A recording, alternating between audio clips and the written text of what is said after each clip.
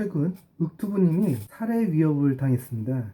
아주 긴박한 사건임에도 다음날 백종원씨 돈가스 영상 때문에 묻혀버렸죠. 시간이 지났지만 목숨이 달린 일이기에 윽투부님의 조선일보 손녀 사건 영상에 대해 부족한 점을 다루어 보겠습니다. 해당 영상이 아무래도 급하게 찍은 영상이다 보니 수준이 낮았고 협박범이 만족했을 리 없는 영상이었습니다. 왜냐하면 이 사건을 너무 1차원적으로 밖에 안 다루셨기 때문이죠. 물론 재미는 있긴 한데 의미는 없었습니다. 그래서 협박범이 만족할 만한 영상이 아니었기 때문에 지금도 윽투부님을 향해 숫돌에 칼을 갈고 있을지 모른다는 생각이 드네요. 그래서 살인이라는 치명적인 범죄를 예방하고자 이 영상을 찍게 되었습니다. 먼저 길지 않은 협박범의 댓글을 읽고 성향과 의도를 분석해보죠. 내용을 살펴보면 조선일보 손녀라는 핵심 키워드에서 두 가지를 느낄 수 있었어요. 첫째, 보수의 거부감이 있는 사람이다. 둘째, 그 손녀가 해고라는 단어를 섞어가며 갑질을 했기 때문에 아마도 재벌들을 혐오하는 사람이라고 보입니다. 중요한 건 조선일보는 보수 언론사이면서 재벌 언론사이죠. 특히 저급한 용어를 쓰는 걸 봤을 적에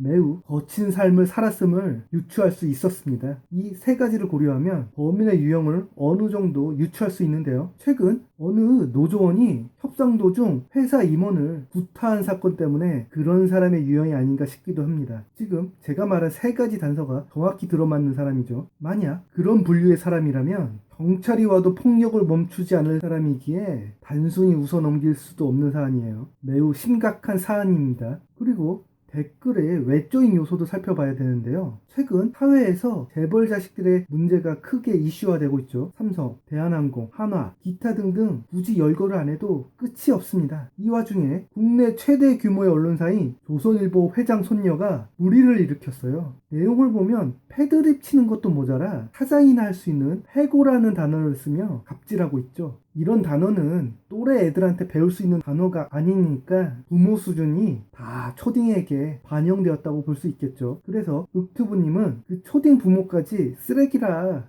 실단하게 비난하셨습니다. 근데 따지고 보면 그 쓰레기 부모가 며칠 전까지 조선일보 사장이었어요. 조선일보가 어떻게 운영되고 있었는지 눈에 선하죠. 그리고 그 부모가 조선일보 사장에서 사임했다고 하지만 진짜 사임했다고 생각하는 사람이 있습니까? 사임이 아니라 잠시 휴가를 떠나는 거죠. 그렇기 때문에 윽투부님에게 조선일보 손녀를 비판해달라고 요청했을 때는 단순히 패드립 친 초딩을 욕해달라고 협박하진 않았을 거라 추측이 됩니다. 그럼에도 윽투부님은 그 손녀와 부모만 욕하고 말았죠. 이건 너무 1차원적이에요. 게다가 가난한 집안 자식들 역시 쓰레기가 많다고 물타기 하셨어요. 물론 못 사는 사람들이 더 거칠고 성격이 안 좋을 수 있죠. 어느 정도는 동의합니다. 하지만 협박범이 원한 건 재벌 언론을 묶어 비판해 주길 바랬던 게 아닐까요? 진짜 문제는 이겁니다. 일반 사람들은 평범한 사람들과 경쟁을 통해 자기 그릇의 사회적 위치로 가게 됩니다. 특히 요즘 사회는 가면평가를 하는 시대이기 때문에 아랫사람에게도 평가를 받아서 저런 쓰레기들이 위로 올라가기는 매우 힘든 구조죠. 하지만 재벌 자식들은 경쟁이라는 게 있습니까? 기껏해야 형제간의 싸움이죠. 그들은 경쟁과 검증 없이 무조건 사장 코스를 밟고 있습니다. 그리고 결국 사장이 되죠. 재벌들이 자기 재산을 지키고 불법 상속을 용이하게 하려면 자기 자식을 사장으로 임명하는 게 상식이 됐을 정도죠. 그 결과로 TV에서 재벌의 불법 승계, 갑질, 일감 몰아주기를 쉽게 볼 수 있게 되었습니다. 특히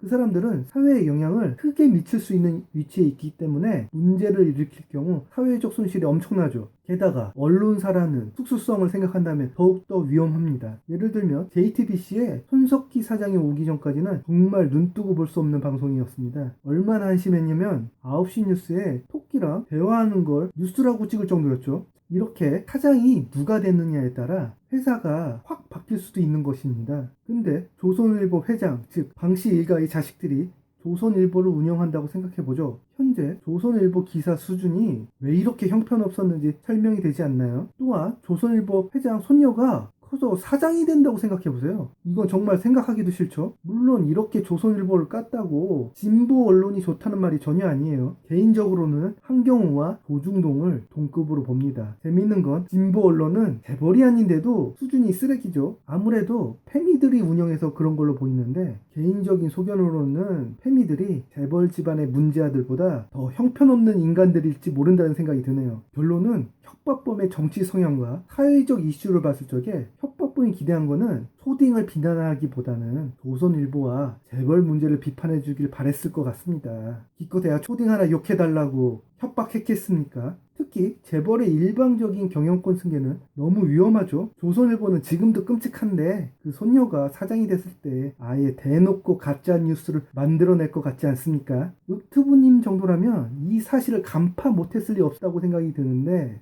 자신의 보수적인 성향 때문에 이런 심각한 문제를 그냥 넘기고 계시네요. 조수혜 씨 사건을 봐도 윽투부님은 지나치게 재벌의 감정을 이입하고 계십니다. 나도 부자인데 굳이 그들을 비판할 이유가 있을까 싶은 거죠. 하지만 윽투부님이 한 달에 1억을 벌어도 재벌이 될 수 없어요. 재벌 입장에서는 너무 가소로운 수준입니다. 아무리 재벌처럼 살고 싶다 해도 비판할 건 해야죠. 제 생각엔 윽투부님이 협박범에게 그가 진정 원하는 비판을 해주지 않는 한 살해의 위험은 아직 끝나지 않았다고 봅니다. 개인적으로는 계속 살아남으셔서 좋은 방송을 듣고 싶기에 재벌 문제 한번 다뤄주셨으면 하네요.